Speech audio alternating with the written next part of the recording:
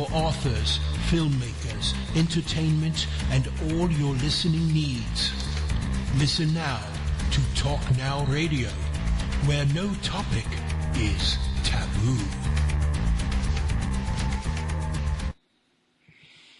Hello, everyone. Welcome to Talk Now Radio. This is your host, Royce the Redneck Radio Man. And joining me today is going to be Marie D. Jones. She's going to be returning. And we're going to talk about two books she's recently had come out, Viral Mythology and The Grid of Reality. Both of them were fantastic books. I read them both. Now, her co-author, Larry, was going to attend the show with us. However, he had some holidays come up that we didn't foresee coming up that, we would have known about them, but it's not the sort of thing you thought about them at the time you made the appointment in the first place, because we made the appointment so far in advance. So Larry won't be able to join us, but I'm sure he's with us in spirit anyway. So, Marie, I got to tell you, this is the first, I think, that out of all the times I've interviewed you, that I'm going to do you for two books at once. Yeah. We have too many books that come out, so we have to kind of combine them. Well, I told you not long ago that Nick Redfern was perhaps one of the most prolific writers that I had known of, because he turns out a book about once a year, and here you are trying to double his speed. Actually, I think he does more than that, because he's got me and Larry way beat. He's like, every time I turn around, it's like, whoa, there's another one. So, yeah, he's very prolific. Well, we keep saying we're going to slow down, but then we don't, so. Well, I guess they say idle minds are the devil's playground, so you have angels dancing around in yours. Right. So, I got to tell you, though, Viral Mythology and The Grid of Reality, those are like broad ways apart topic-wise. They are, yeah. So how do we get two books so far apart topic-wise in the span of less than a year? Yeah, it's funny because we knew we wanted to do The Grid. That was a book that we'd been trying to pitch and get lined up for a couple of years, and we ended up finally getting it lined up with a different publisher than we normally go with Hierophant Hampton Roads.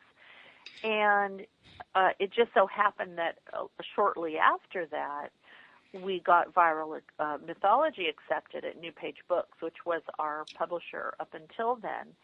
So it was kind of like, we can do both because they're so different.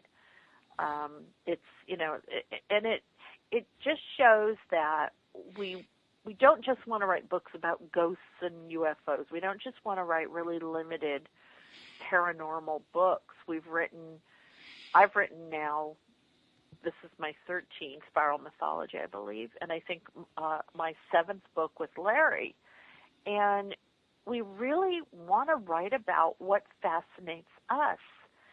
And we've sort of exhausted some of the other subject matter to where we kind of, we're starting to look outside the normal topics that people think of when they think paranormal. Where The Grid is all about a sort of hidden infrastructure of reality that might explain where paranormal phenomena comes from. So we always kind of tie it in. And even Viral Mythology, it's about our history and our hidden history and our alternate history. So we're always writing about the unknown in some way, but we can kind of go from one extreme to the other. Very interesting take. Now, on the Viral Mythology, I noticed you covered many different ways that a lot of people say would not think of for communication, especially in today's world when everything seems to be cut and dried. You write letters, you get on the telephone, or you post emails or forum posts or something of that nature. Few people really think about, writing on papyrus or stones or cave walls, or hadn't been done in so many years. It's just not the first topic up for bids. But you know what? I mean, look at you and I. We're exchanging information and ideas. We're doing it on the radio. We're doing it using the most modern technology available. And it all comes down to the exchange of ideas, the exchange of information, which really, if you think about it, is the foundation of who we are. But we were thinking about, well, how did that happen? Not even just thousands of years ago, but during primitive times. How were ideas and how was information exchanged between people? How did one region come up with information that another region came up with, even though they didn't have cell phones? They didn't have texting or social networking or emailing. They didn't have computers. They didn't have telephones. How did they communicate ideas across vast regions geographically at about the same time in our historical evolution? And so it just kind of grew out of that. I think that everything that we do comes down to information. And today, we take information viral globally in a matter of seconds. I mean, you can literally email somebody in China in a few seconds. You can go on Facebook or Twitter and, see a message from some guy who lives in Norway. And it's just almost instantaneous. And yet, somehow, ideas and information from ancient times managed to survive and get to us today. And we've actually used that to create what we believe is our history. Okay. Now, you say that we believe because we don't really know exactly what did happen back in the past, since we don't have enough information to really form definite conclusions? Yeah, and that's the bummer about this whole thing, is we are only getting the information that survived and made it to us today, and then we have to interpret that properly. So it's kind of difficult to really piece together our history as a species, because a lot of the information probably never made it to us. A lot of the information probably got changed along the way. A lot of the information may have been suppressed along the way, lost, manuscripts and religious texts and historical writings that have been burned or destroyed, or whenever one country would conquer another, they would literally rewrite their history. So when we think we know what our history is as human beings, and yet the truth is we only know our history in terms of the information that survived and was able to make it to us today, all these thousands of years later. Right. And also, before we go any further, I forgot to mention at the very beginning of the show that her website is www.mariedjones.com, and Larry's website is www.larryflaxman.com, and he's got another website that I don't remember the, I think you got more than one website too, don't you, Bree? Well, we have one together. It's paraexplorers.com, P-A-R-A, paraexplorers.com. And then Larry has a paranormal investigative group called RPAS, which is the Arkansas Paranormal and Anomalous Studies Team, and that is RPAST, ARPAST.org. So we should combine them all into one big website, but the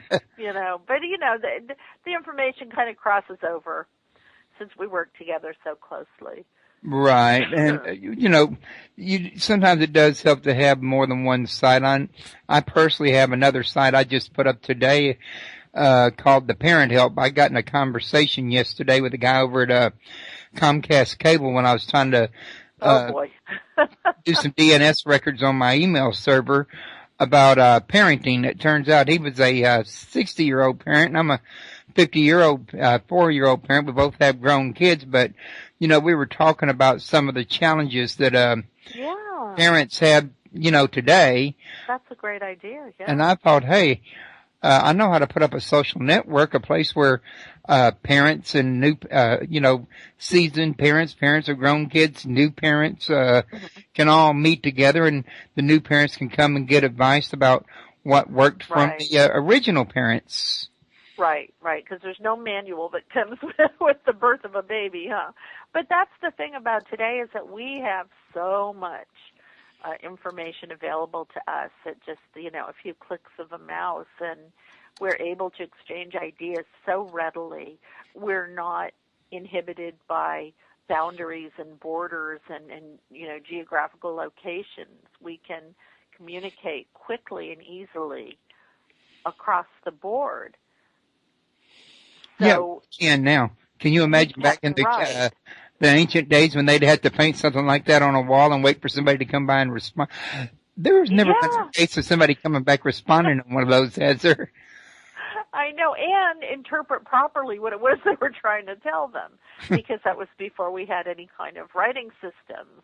And then, once writing came along, you would think that it would have made communication easier, and it did in one sense, but it also made it a little more, it allowed for people to embellish the truth and to start kind of telling stories. And I think when it was all about having to inscribe something into the side of a cave or a rock, because it was such a difficult thing to do and it took a lot of time, probably what you did was important. This is something somebody needs to know about. When writing systems came along, it really sort of opened up communication to not just important ideas, but everything else. Right. So now here today, we have to weed through all that. So if we want to look for any kind of facts or, historical evidence of what really might have happened in the past, we have to look through all of the embellishment now. Well, one of the things that would be, though, it might have been their way of communicating at the time, but communicating across different tribes or different nations or neighboring countries, I mean, even if they'd come around and they found the writing, right, because of the language barrier, they didn't even have the tools we have today to interpret what they found. Exactly. They didn't have the computer translators. But I think that's one of the reasons why art and symbolism and using symbols and icons and images that were kind of readily understandable by everybody. I mean, everybody would know what certain animals look like. So if you painted or carved animal images in order to say to somebody, this is what's available for hunting and eating in this area, that's, that would be pretty well understood. But yeah, when you start writing, and everybody is developing their own writing system, and even though some of them are all similar, like the Latin languages, they all have similar root languages, they're still very difficult for everybody to learn everybody else's language, and yet we all can easily understand certain symbols. I think a lot of times because they speak to us on to a different part of the brain, maybe to the subconscious more so. But that's, I think, why symbolism in art was always very important, because it was a sort of a universal way to communicate. Yeah, you probably got a good point. And something I never really thought about until I read your book, Viral Mythology, was when you read the Bible, which I've read many a times, and right. let's say you come to the part about Abraham when he first meets the Pharaoh of Egypt. The way that's described in the Bible, with both parties speaking English and it not mentioning anything about there ever being a language barrier, people don't stop and realize when Abraham went into Egypt for the first time, did he speak a word of Egyptian, or did the Pharaoh understand Hebrew? Exactly. Or we don't. Yeah. was it a Hebrew Pharaoh on the throne at the time? I mean, because the Bible kind of puts it over in such a way that you wouldn't really know it from reading it today. Right. You just assume everybody understood everyone and spoke the same language, and I don't necessarily think that's true. Possibly, Abraham could have had an interpreter with him or someone there who was able to interpret, but that's the hard part, is that we look at a religious text, whether it's the Bible or, the Hindu or Buddhist text, any religious text, but we always use the Bible just because it's the most, well-known, the most common. And we look at it and we read these stories and we try to figure out what is purely imaginative or story or myth, and what might be actually accurate and true and be literally talking about a historical event or a natural event that occurred or real people that actually lived. And it becomes kind of hard to do that unless you get some kind of information that you can verify in another form, either in other writings that came out during the same time period that sort of back that up or corroborate it, or when you have people who are doing archaeological excavations, if they're able to literally dig up and find physical proof or physical evidence to back up, this village was here or these people lived here and so, Which is very hard to do because they change names. Right. So without that, we're really left with this big gap of trying to interpret properly something that was written at a time that we weren't there, and we don't necessarily 100% know what their motives and their agendas were, what their thought processes were, and it just becomes very difficult to piece together all of the pieces of history. I think it's like a big, giant jigsaw puzzle with 25,000 pieces, and we only have 10,000. And I think every year... more missing than that. Yeah, or maybe even less, huh? But we find new pieces all the time as there are more excavations that reveal, this could be the possible village of so-and-so that was discussed in, one part of the Old Testament or what have you. And that's really exciting. Ahmed Osman was writing this very thing you're saying in his book, Lost City of the Exodus, when they were trying to find the actual lost city of the Exodus, because sometimes there would be like a fortress with the name like Zaru, Z-A-W-R, then it would be the city of Zaru, and they had to determine which one was which period went with which period, who was the king of this period during this period to help identify it. And the way he described it, it was a real convoluted, mixed up thing to figure out. Yeah, I don't envy those people. And a lot of times they end up arguing and debating with each other because they each have their own interpretation of what has been discovered. And that is a tough field. I mean, archaeology is a tough field to be in because you're literally finding pieces to a puzzle you may not have the box for, so you can't see the big picture that you're actually trying to put together. And then, of course, you've got different archaeologists that have, different ways of thinking about things, different theories about how something might be interpreted. And then you bring in the historians and anthropologists and all the other scientific fields, the geologists, that might help you back up your evidence or your theory. And it's just painstaking and difficult to try to piece together everything. And we're still digging up cities that were buried on top of cities, and then there's a city underneath, and it's like, oh wow, we didn't know that was there. And sometimes the city underneath had an entirely different name.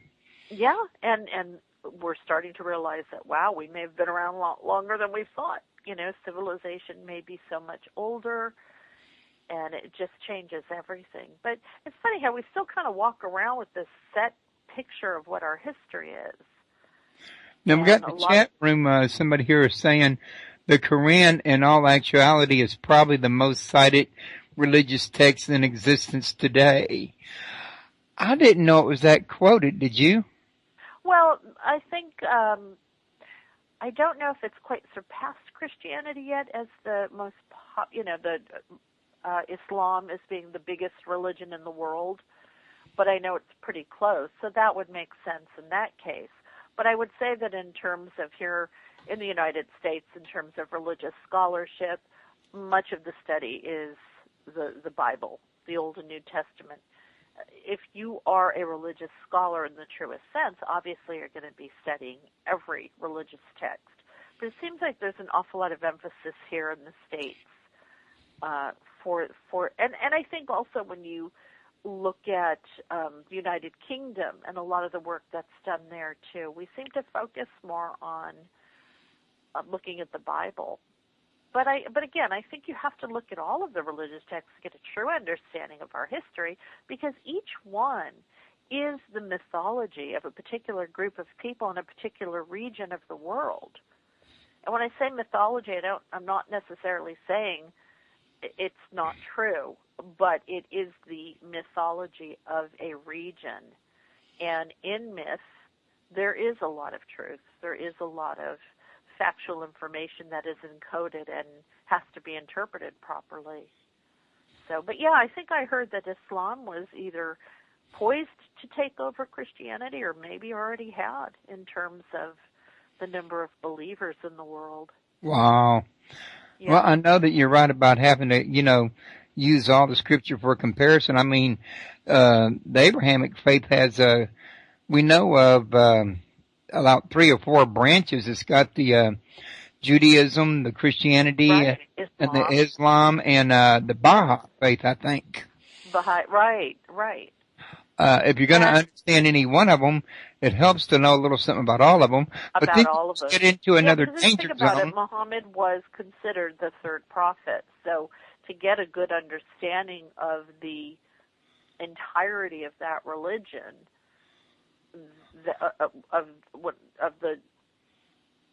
the big three, I guess we could call them, Judaism, Christianity, and Islam. I mean, those are all religions that have such commonalities. And with, Moses and then Christ and then Muhammad being the 3 prophets, I don't know that you can get a really good, well-rounded idea without looking at the Quran and looking at the life of Muhammad, because he did fulfill another part of the prophecies that were begun in Judeo-Christianity.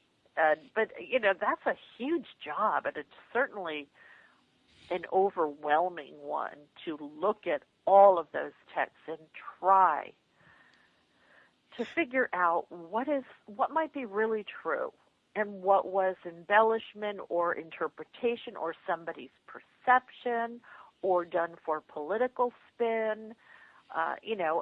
Just as we do today in our news reporting, in our writing, in our documentation. It's hard to dig out the truth. Well, it's hard to dig it out from mainstream, but it's been very hard here lately, even to do it from alternative news sources. There's so many out there today that their bias operated off of. And sometimes their biases don't let them see the full picture.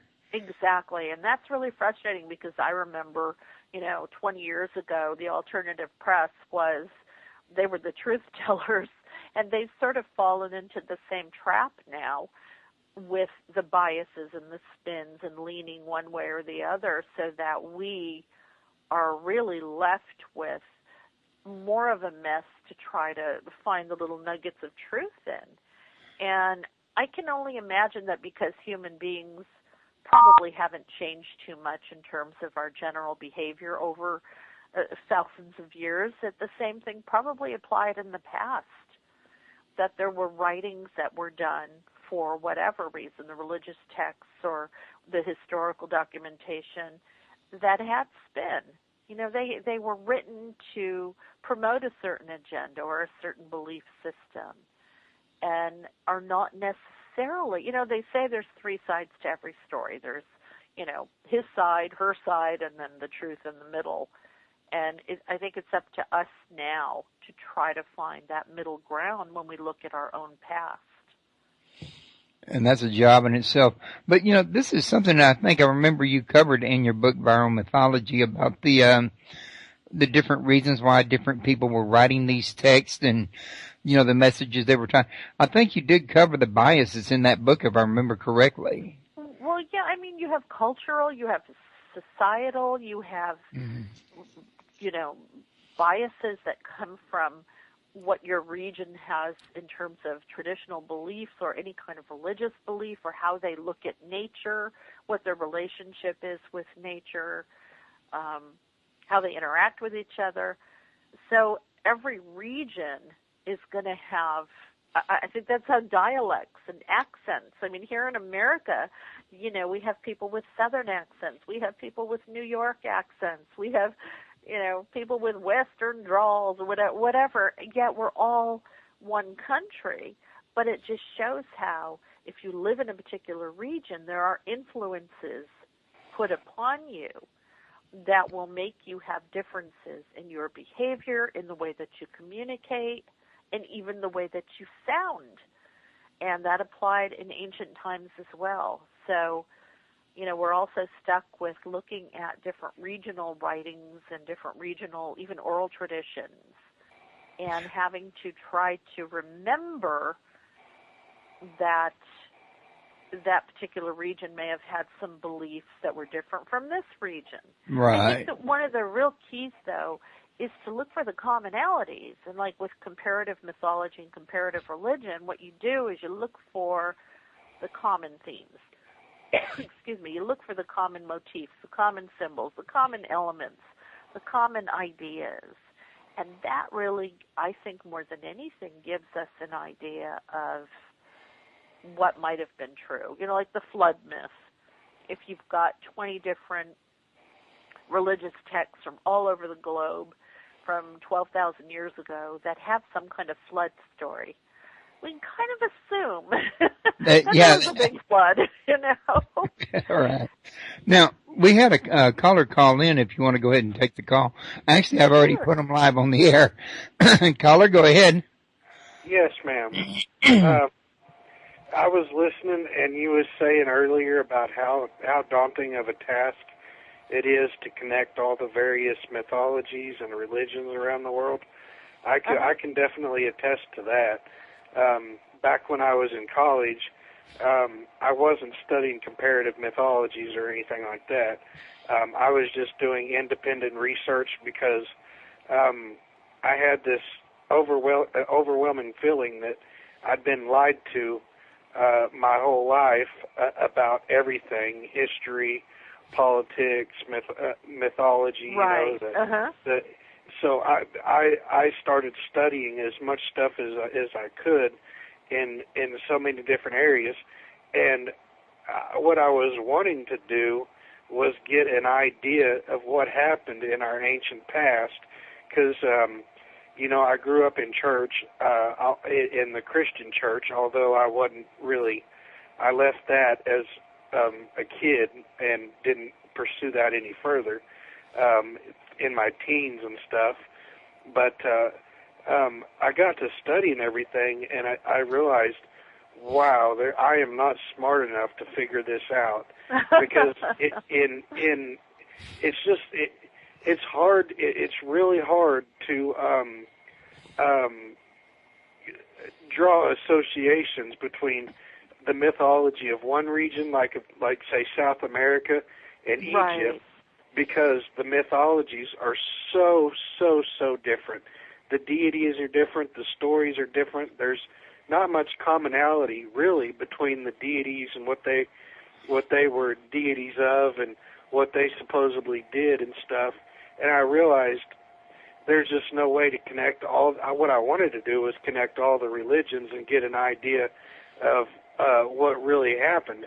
But I realized that there was no way to do that, because all of the religions, well, I call them religions. At one time, they were the religions of the people that were there. Exactly. Today we call them mythology, but as if the things that they said back then when they were experiencing them is just all made up stuff, you know. They call it mythology, like, you know, it's not important, like, you know. Right, exactly. The Bible is the be-all and end-all truth, and it come from God, and all this, and all the other stuff is just mythology. It's fake stuff, even though the people that were coming up with that mythology as their religion at the time were the ones actually experiencing these things at the time it was happening. And it was their way of communicating what they were experiencing with the vocabulary and understanding of nature that they had at the time. So they had a very limited way of describing what was happening to them. And they did it through story, which, we've been doing since time began, and I think we still do in a lot of ways. Yeah, but I came to the conclusion that after doing, 6 or 8 years research on first this and then that, not just mythology and stuff, but, history and politics and everything. But as far as my conclusions on the mythology part is that we will probably never know exactly what happened in the past, because there is absolutely no way to connect the mythologies of South America to the mythologies of Egypt and stuff like that. Now, in certain regions like the Sumerians, the Babylonians, the Assyrians, people that were in a particular geographic region, there are parallels to draw in their mythologies. Because you're talking about things that happened, like natural disasters that happen on a regional basis. So it got woven into the fabric of their stories. Right, and even that's why I like Joseph Campbell. I mean, I think Joseph Campbell was masterful at looking at the regional myths and the commonalities, but also in terms of global mythology, the fact that there were common archetypes that do show up in every myth, but they're described completely differently in accordance with what goes on regionally. So like you said, every region can be so different from every other. I mean, my life in Southern California is much different from somebody's life in Guam or, South Africa or what have you. So we're always going to describe our regional experiences differently, but there still were those sort of archetypal motifs that we all understood that had a universality to them. That's what I love about Joseph Campbell, because he was able to find that stuff when, most people were focusing on, well, we want to know if this volcano really erupted at this time. And, those kinds of things happen on a regional level unless they are catastrophic in a sense that they affect, almost the entire globe. I think the flood myth is probably one of the few across the board common motifs that you find in just about every religious text, every myth, the Epic of Gilgamesh and great stories and poems and ballads, because obviously something must have happened 12,000 years ago, and we have a lot of scientists that are attesting to the fact that something probably did. It was a global threat, and it could have been an asteroid that passed by or some, what have you, but it happened on a global level. But most of what happened to these people, just like today, even though we've got the internet and ways to reach people in other parts of the world, we still have our own regional things that impact us that really kind of only mean something to us in our communities where we live. So, it is tough. My comparative mythology, comparative religion, these are still fairly new areas of study because people like you saw the need to, hey, who's going to put all this together? This is just insane. There's so much to go through, and, it's like digging for that little needle in the haystack. Well, at the time I was doing the study and started the studies, I was in my early 20s, and I kind of had a limited worldview at the time, because as you get older, the worldview kind of expands. Right. My worldview at the time was that I thought all these different deities in various regions were the same deities. My personal thought on the matter was that these ancient gods were the same beings as the fallen angels of the Bible, and what these beings were not angels or gods at all, but extraterrestrials. That's the ancient alien, ancient astronaut theory, and we wrote about that in great detail because that is a theory that is more popular today than ever.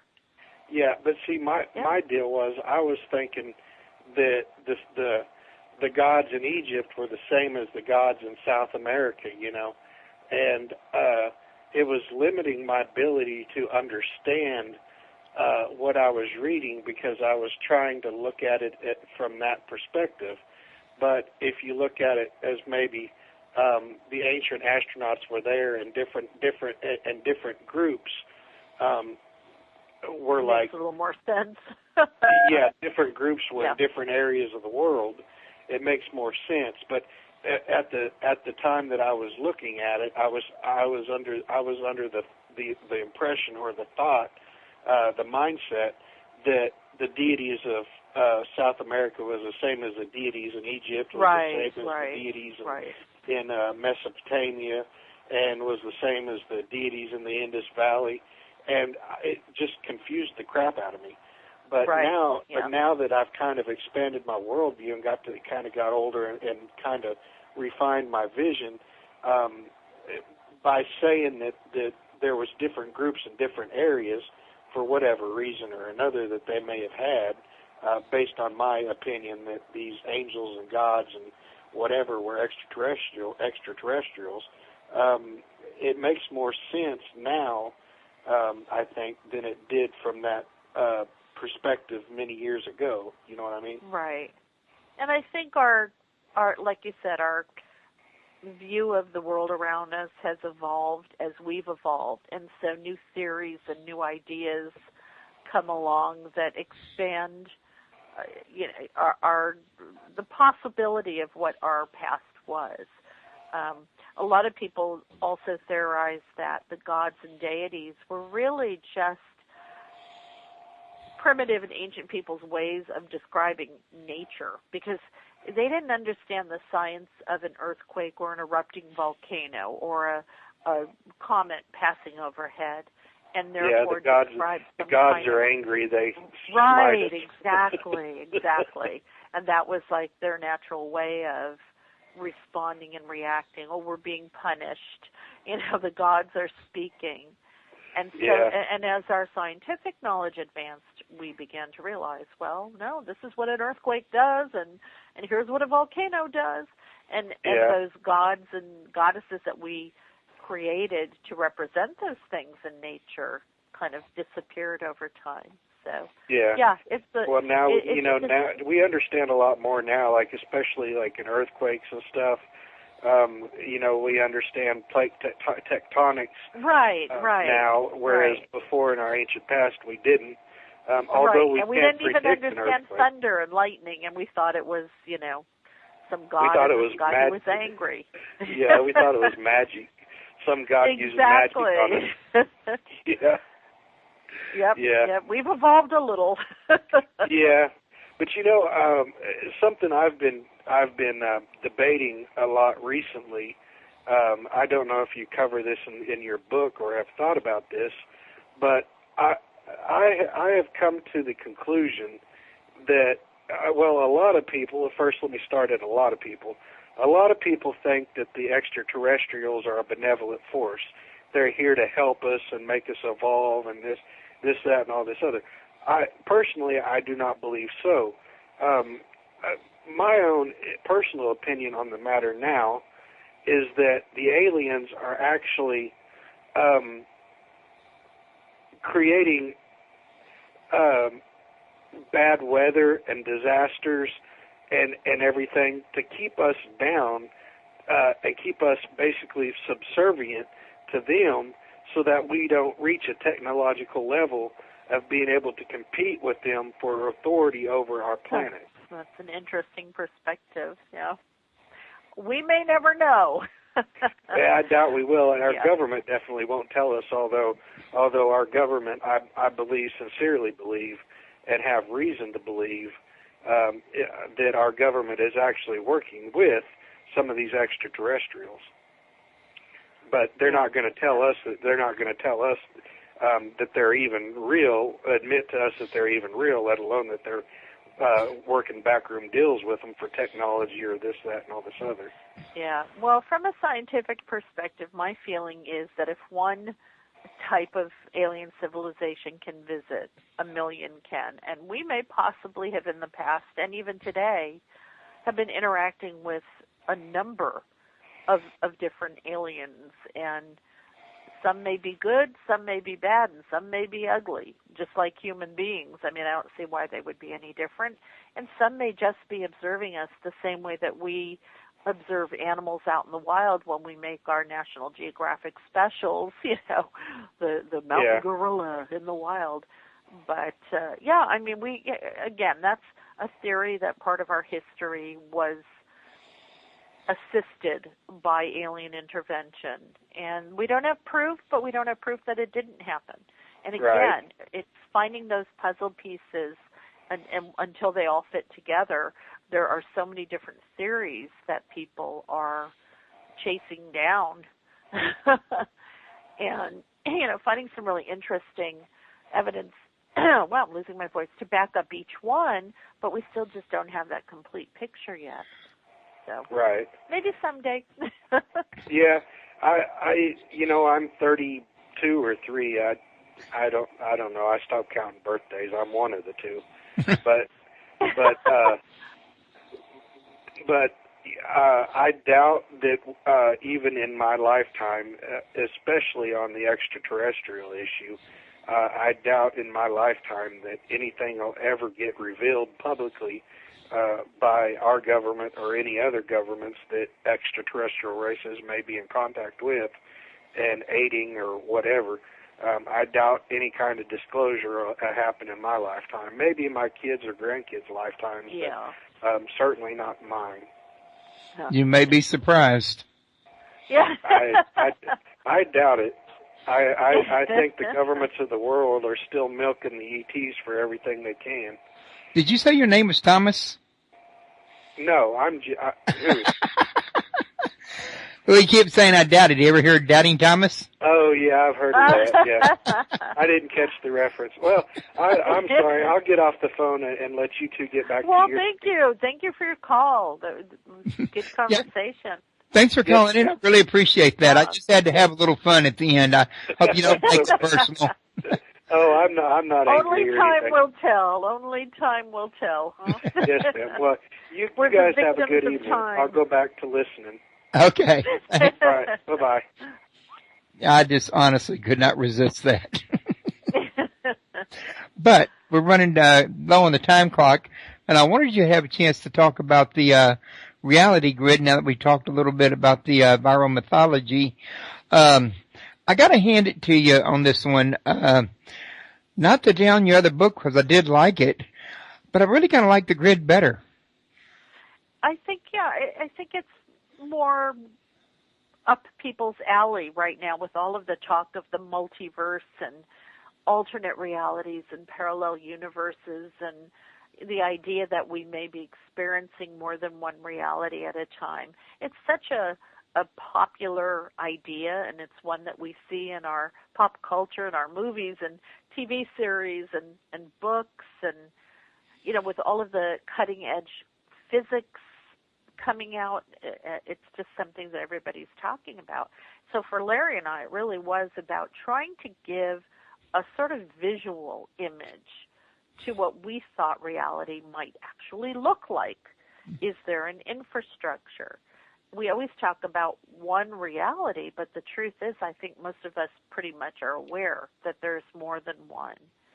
And, you know, coming at it from the angle of a visual of a three-dimensional grid where you've got different levels of reality that have connectors between them. We use the image of a skyscraper where you've got different floors. You could have hundreds of floors, and there are different ways that you can get from one floor to another via elevator, escalator, stairs, a pulley system, or a fire escape. And that could be the way that the infrastructure of the whole of reality might be. The one that you and I are talking in now, this is just one level of the grid.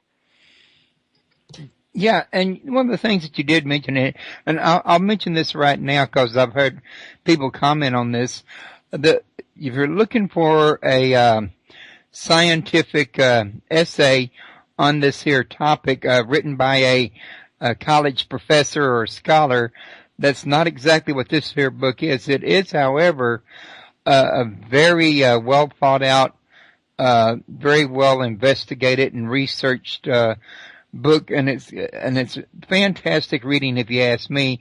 But don't expect a lot of technical terms, which I think a lot of people probably wouldn't have understood anyway.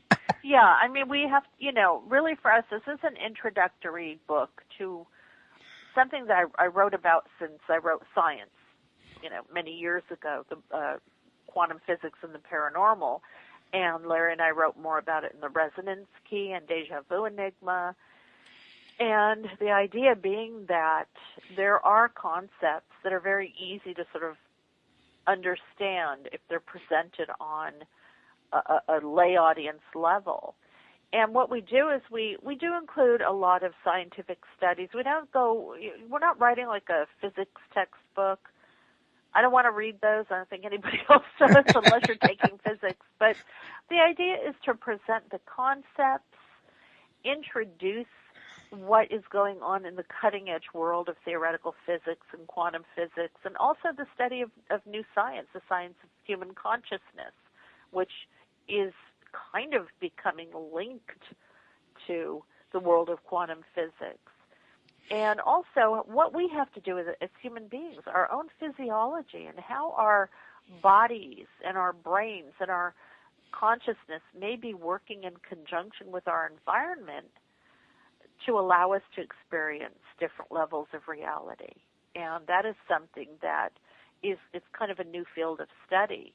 And it's something that Larry and I want to continue working on. We truly believe that everything from brain chemicals to hormone levels to what people eat, what they drink, genetic factors, all these things have to do with why some people seem to be more susceptible to paranormal phenomena than others, or have more experiences than others, or are able to achieve altered states of consciousness more so than others.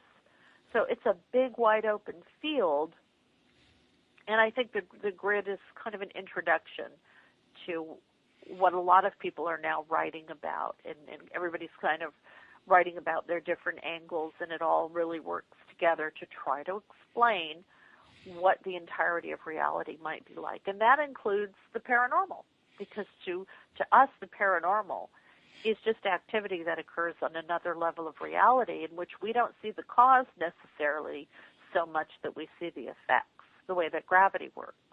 We don't see the cause of gravity, we see the effects. It's an invisible force. So that's the approach that we took with this book. Well, yeah, and I think it's pretty common knowledge that there is an unseen world in operation. I mean, it's not a real extreme, at least to me, leap of faith. You can't see an atom, but yet it's there. You can't see air, but yet it's there. Yeah, exactly. We don't observe anything at the quantum level, and yet it is the foundation of the structure of reality. But people want proof. They want proof, that they can see. And I think we're at a time in history when science is really starting to give us that proof.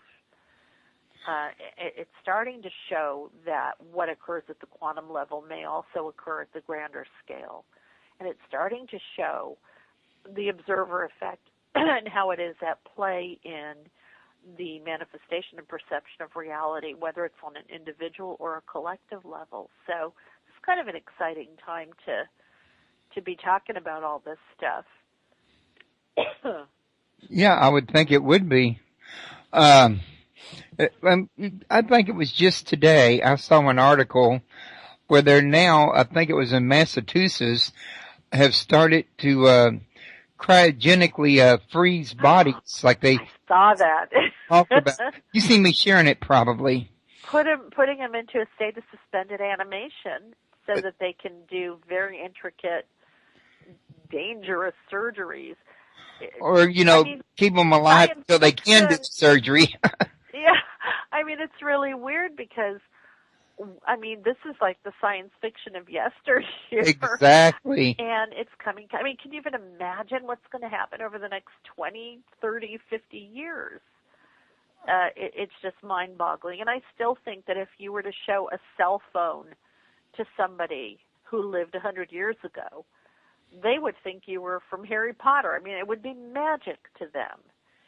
And so I think it's only a matter of time before we find proof of parallel worlds, of other realities that we may exist in, an infinite number of them, of alternate dimensions, that we might exist in different timelines. And, you know, people say, oh, that's just science fiction. Well, now it is. But science fiction has a funny way of becoming science fact once the scientific community catches up to it. And it's just, when I saw that article, I thought, I heard a lot of people saying, oh, and I thought, you know what, though, if you had a traumatic injury and you were going to die, yeah, go ahead and let them put you in a state of suspended animation if it might possibly save your life so that they can revive you afterwards. Well, you get down to that kind of point, you're going to die if you don't do it, so what you got to lose? Exactly, yeah, you're sort of damned if you do, damned if you don't, but give it a shot, you know, and it's another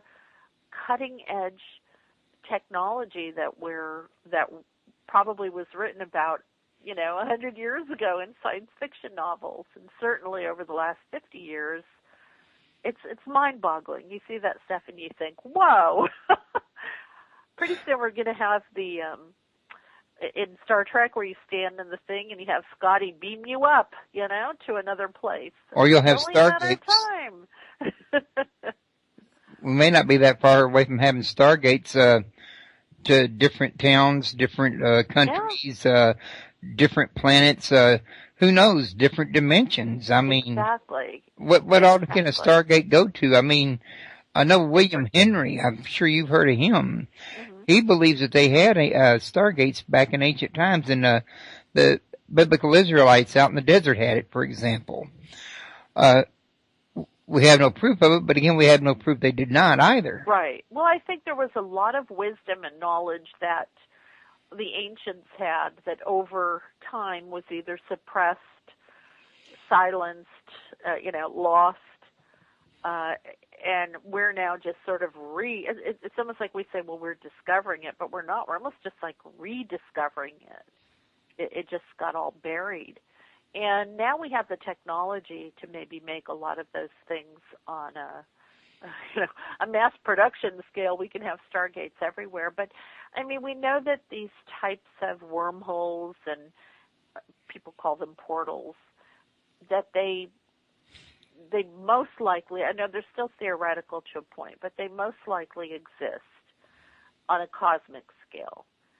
So is it possible that there are similar wormholes like that right here on Earth that are not so big and unwieldy, and could places like the Bermuda Triangle or the Devil's Triangle or Sedona or any of these other places be areas where there is that veil between realities is thin enough that somebody can cross over if they know the right, if they're there at the right time. Talk about being in the right place at the right time. Right. And I personally think myself, if we find this kind of technology, we can have Stargate that can do all these different things or go these different places. I think every home and every place of business ought to have one, so that if you wanted to go grocery shopping, you could have your own cart in your home and you just walk right into the Stargate and have it come out at the grocery store, and then when you go home, you do the same thing. You never have to leave your house, really. It'd be like walking out of one room into another, but the other room's on the other end of town. Exactly. It's another dimension. Or like, it's Star Trek, right, where they order the food from that thing that just sort of zaps it, like it's almost like a vending machine where they just zap the food into being, and there it is. But yeah, it's talks amazing. About similar possibilities. I mean, as far as portals and Stargates, I believe. I mean, I read the book, and I remember it said something in there that one of the means of possibly tapping another dimension could be a Stargate. I think you might have mentioned it, if I remember. Oh, absolutely. The idea of wormholes, and that comes right from physics. And I know, there's no proof that there are wormholes that would allow a person to go through and survive, but that's because we're operating on a very limited scientific understanding. And we're also not sure that maybe wormholes don't exist in another form. They may exist in a form that allows our consciousness to do the traveling. not or necessarily perhaps our once bodies. Our atoms are all scattered like you do in that Beam Me Up. Right, and then they reassemble on the other side. And we laugh about that, but, you know, it's possible. And somebody will eventually come up with the math behind it and the way to make a device that will allow us to do that. And it's really not so far-fetched anymore when you look at just in the last 50 years how technology has. I mean, I still look at people looking at their cell phones, and they're doing computer work on their cell phones and texting people across the world. That was thought to be impossible, 50 years ago? Next year I'll be conducting my show from the theater while I'm watching the movie. See, there you go. And it's just, we have to look at how far we've come in order to imagine how far we can go. So I don't think anything is impossible, and it almost scares me. Like, oh boy, where's it gonna end? For my books, things only become impossible once you make them impossible. Up until then, you never really know. Right, and I remember some great writers saying that if it can be imagined or conceived, it can be achieved, and that if the mind can imagine something, there then exists the means by which that can be made into something physical. So I kind of think, the sky and beyond is the limit.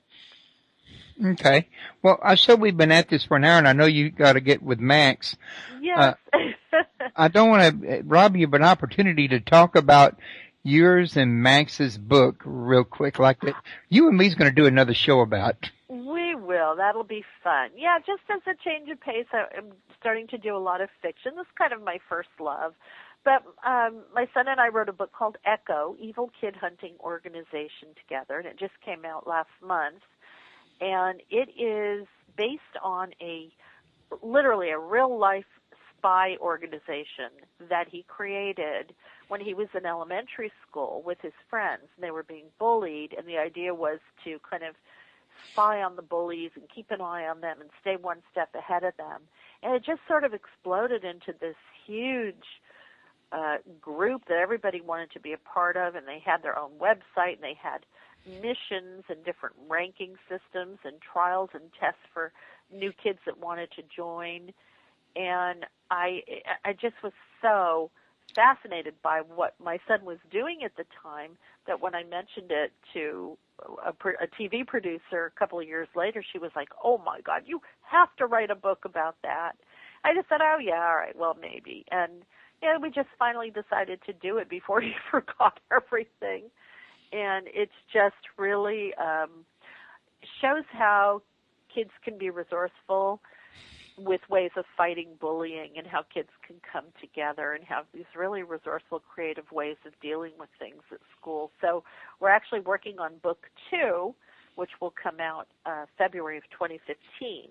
And we're adding in a real sort of science fiction touch to it to make it even more fun. So, but it's just been really cool. I wrote a book with my dad, as you know, about supervolcano, and now I've written a book with my son. So I kind of feel like, hey, that's really cool. The true generational mom. Yeah. Well, you're going to have to turn that book of your son's into a sitcom that kids can watch on a weekly basis, or yeah, that's in the works. That's about all I'm allowed to say at this point, but yeah, that's definitely something that's being looked at. Well, yeah, because I would think that it would make a movie plus a sitcom, because it's got the potential to be ongoing, because you can always throw new circumstances into each episode. Absolutely. These kids were like little spies, and it was just the funniest thing. But it was so sophisticated that it blew my mind. And it just shows you that the kids today, to them, technology is just second nature.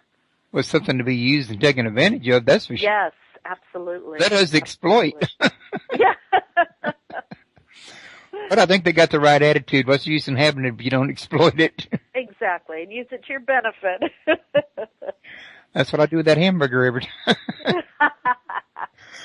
Okay, but we're going to go ahead and call this one here a wrap before my wife gets in and the dogs get all set off through the door. real quick, once again, you can learn more about her at www.mariedjones.com. And Larry has his own website at www.larryflaxman.com. They both have a website at www.paraexplorers.com. And Larry's other website is rpass.com. Rpass.org. Oh, He has to be different, you know? I was close. I was getting it good that time, too. But, and you can also scroll down. I got her picture and his picture, the book covers, their bios, the descriptions of the books, and right there below all that, I've got links to where you can get the books on Amazon. I'll be moving all this to my archives probably tomorrow morning if I have time. Hopefully, if not Friday, and I'll be adding it to YouTube and linking back to it at my site. So, folks, feel free to always come by and listen to it. I'll be sending everybody, including Marie, a link to the archive so everybody know exactly where to find it. Marie, is there anything that you wanted to throw out there real quick, at the last minute? Just thank you so much for having me on again. It's always such a great conversation. Well, thank you, Marie. I really, really do appreciate that. And, I've had you on there at my show enough times that over the years, I think we can consider each other old pals now. That's right. We are. All righty. Well, I'm going to call that one a wrap, folks. Thank you very much for listening. Couldn't have a show without my listeners any more than I could have a show without a guest. You did nothing but listen. You participated, and I appreciated it. Don't forget to have all your friends come by and see me at Talk Now Radio. And also, if you want to visit me on Thursdays, I'll be at Revolution Radio. You click on the chat room over there and click on Studio A on the player. You can join the chat. You don't even have to have a membership over there. You just give it a username. If you want to reserve a username, you have to sign up to reserve it, though.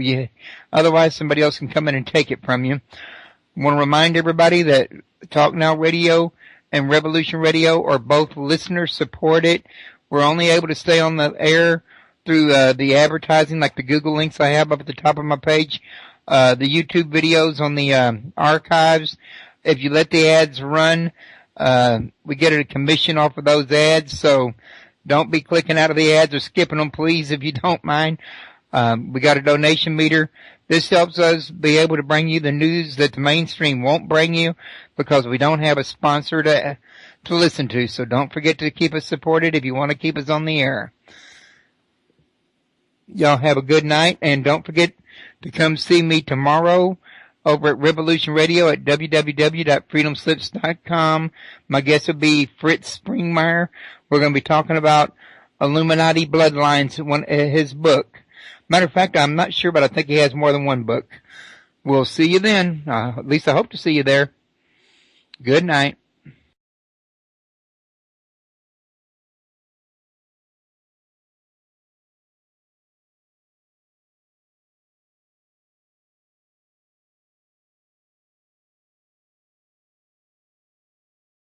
Those are like broad ways apart topic-wise. They are, yeah.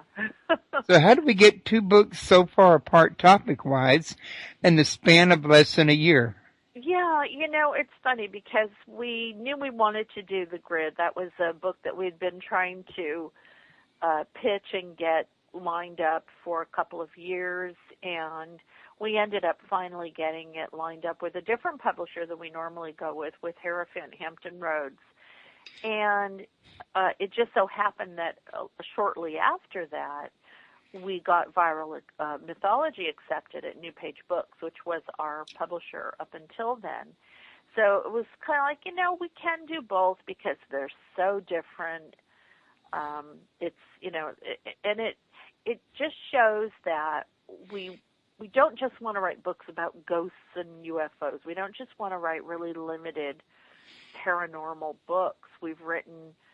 I've written now, this is my 13th, Viral Mythology, I believe, and I think my 7th book with Larry. And we really want to write about what fascinates us. And we've sort of exhausted some of the other subject matter to where we kind of, we're starting to look outside the normal topics that people think of when they think paranormal. Where The Grid is all about a sort of hidden infrastructure of reality that might explain where paranormal phenomena comes from. So we always kind of tie it in. And even viral mythology, it's about our history and our hidden history and our alternate history. So we're always writing about the unknown in some way, but we can kind of go from one extreme to the other. Very interesting take. Now, on the viral mythology, I noticed you covered many different ways that a lot of people say would not think of. Called RPAS, which is the Arkansas Paranormal and Anomalous Studies Team, and that is RPAST, ARPAST.org. So we should combine them all into one big website, but the information kind of crosses over since we work together so closely. Right, and sometimes it does help to have more than one site on.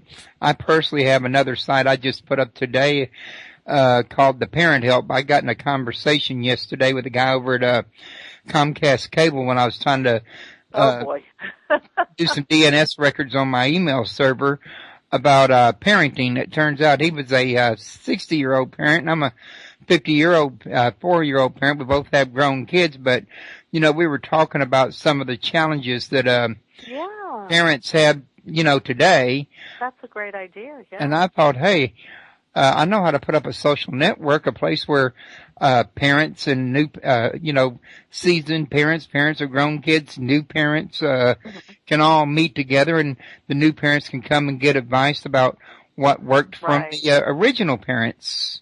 Right, because there's no manual that comes with the birth of a baby, huh? But that's the thing about today, is that we have so much information available to us at just, a few clicks of a mouse, and we're able to exchange ideas so readily. We're not inhibited by boundaries and borders and geographical locations. We can communicate quickly and easily across the board. So, yeah, and now, can you imagine back in the ancient days when they'd have to paint something like that on a wall and wait for somebody to come by and respond? There was never been a case of somebody coming back responding on one of those, has there? I know, and interpret properly what it was they were trying to tell them, because that was before we had any kind of writing systems. For communication, especially in today's world when everything seems to be cut and dried, you write letters, you get on the telephone, or you post emails or forum posts or something of that nature. Few people really think about, writing on papyrus or stones or cave walls, or hadn't been done in so many years. It's just not the first topic up for bids. But you know what? I mean, look at you and I. We're exchanging information and ideas. We're doing it on the radio. We're doing it using the most modern technology available. And it all comes down to the exchange of ideas, the exchange of information, which really, if you think about it, is the foundation of who we are. But we were thinking about, well, how did that happen? Not even just thousands of years ago, but during primitive times. How were ideas and how was information exchanged between people? How did one region come up with information that another region came up with, even though they didn't have cell phones? They didn't have texting or social networking or emailing. They didn't have computers. They didn't have telephones. How did they communicate ideas across vast regions geographically at about the same time in our historical evolution? And so it just kind of grew out of that. I think that everything that we do comes down to information. And today we take information viral globally in a matter of seconds. I mean, you can literally email somebody in China in a few seconds. You can go on Facebook or Twitter and, see a message from some guy who lives in Norway. And it's just almost instantaneous. And yet, somehow, ideas and information from ancient times managed to survive and get to us today. And we've actually used that to create what we believe is our history. Okay. Now, you say that we believe because we don't really know exactly what did happen back in the past, since we don't have enough information to really form definite conclusions?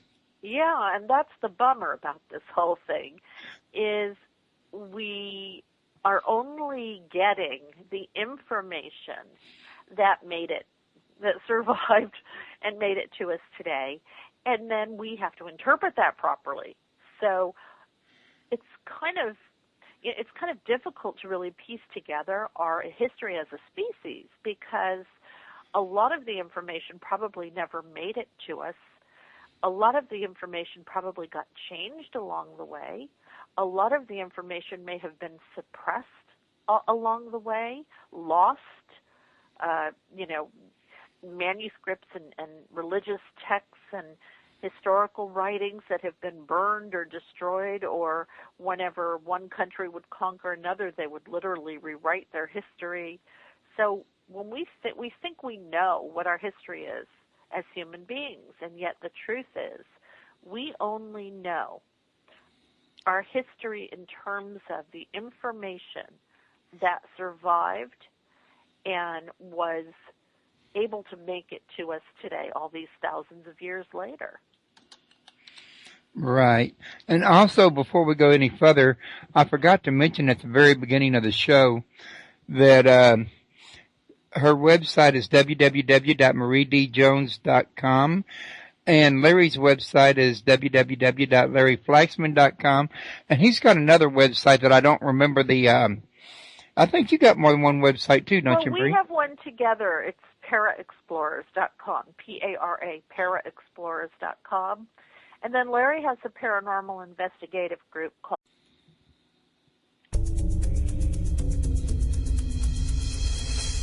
for authors, filmmakers, entertainment, and all your listening needs. Listen now to Talk Now Radio, where no topic is taboo.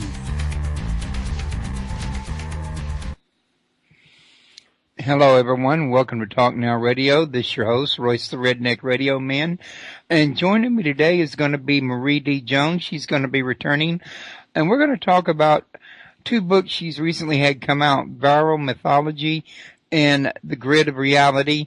Both of them were fantastic books. I read them both. Now, her co-author, Larry, was going to attend the show with us. However, he had some holidays come up that we didn't foresee coming up that, we would have known about them, but it's not the sort of thing you thought about them at the time you made the appointment in the first place, because we made the appointment so far in advance. So Larry won't be able to join us, but I'm sure he's with us in spirit anyway. So, Marie, I got to tell you, this is the first, I think, that out of all the times I've interviewed you, that I'm going to do you for two books at once. Yeah. We have too many books that come out, so we have to kind of combine them. Well, I told you not long ago that Nick Redfern was perhaps one of the most prolific writers that I had known of, because he turns out a book about once a year, and here you are trying to double his speed. Actually, I think he does more than that, because he's got me and Larry way beat. He's like, every time I turn around, it's like, whoa, there's another one. So yeah, he's very prolific. Well, we keep saying we're going to slow down, but then we don't, so. Well, I guess they say idle minds are the devil's playground, so you have angels dancing around in yours. Right. So, I got to tell you, though, Viral Mythology and The Grid of Reality